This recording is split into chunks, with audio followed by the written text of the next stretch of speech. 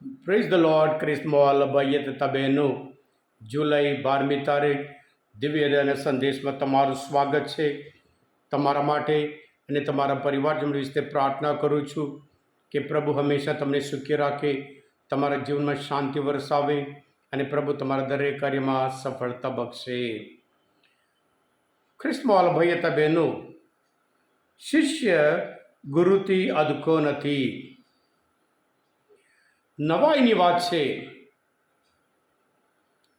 ઈશ્વરના સંદેશ માટે આટલો બધો વિરોધ કેમ, આટલું બધું નફરત કેમ, આટલું બધું તિરસ્કાર કેમ?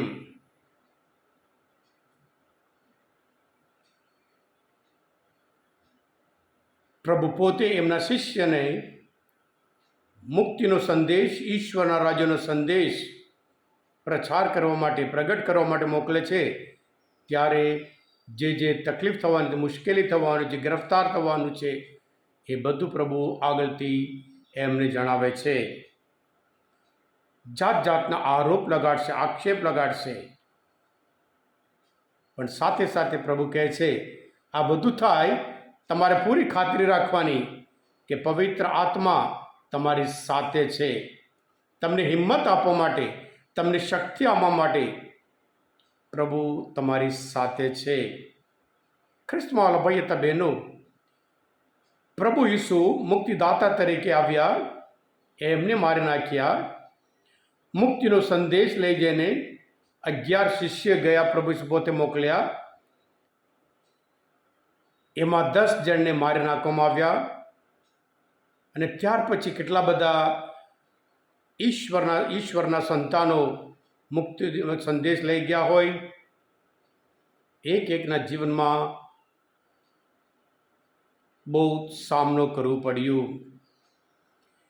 કારણ એ છે, ઈશ્વરના રાજ્યના સંદેશમાં ઈશ્વર શાસન કરવા માગે છે. જ્યારે ઈશ્વર શાસન કરવા માગે, માણસ હંમેશા એના વિરોધમાં જાય છે. શરૂઆતથી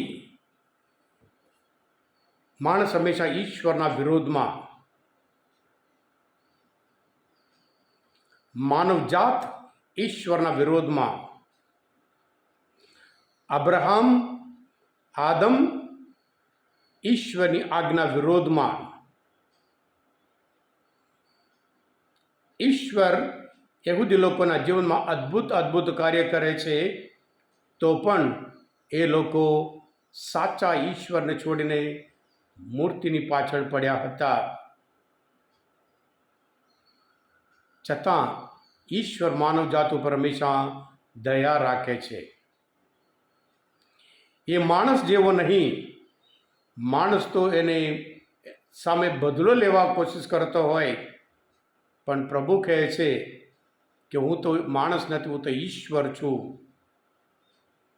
ભલે તમે મારે સામે પડો, ભલે તમે મને મારી નાખ્યા,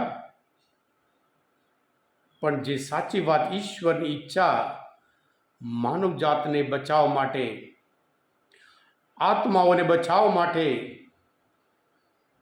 સત્ય હંમેશા કડવું છે. જેવી રીતે પ્રભુ ઈસુને મારી નાખ્યા, એમના એક શિષ્યને પણ મારી નાખ્યા છે. એટલે પ્રભુ અગાઉથી આપણને ચેતવણી આપે છે, જ્યારે તમે આ સંદેશ લઈ જાઓ, તમારે જે સામનો કરવું પડે છે એ બધું અગાઉથી પ્રભુ જણાવે છે, ચેતવણી આપે છે.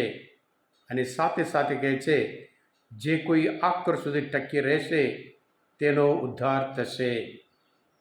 હા ખ્રિસ્તમાં ભાઈ હતા બહેનો, ખ્રિસ્ત ધર્મ આજે વિશ્વમાં એક મોટો ધર્મ બન્યો હોય.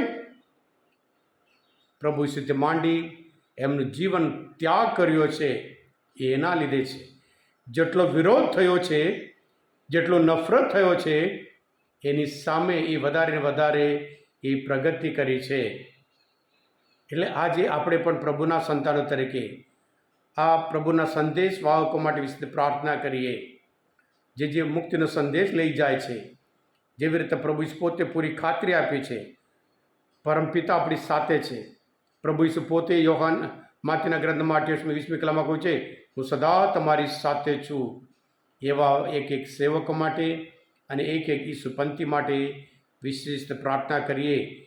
એક એક ઈસુપંથી હંમેશા ટકી રહે અને મુક્તિ પામે.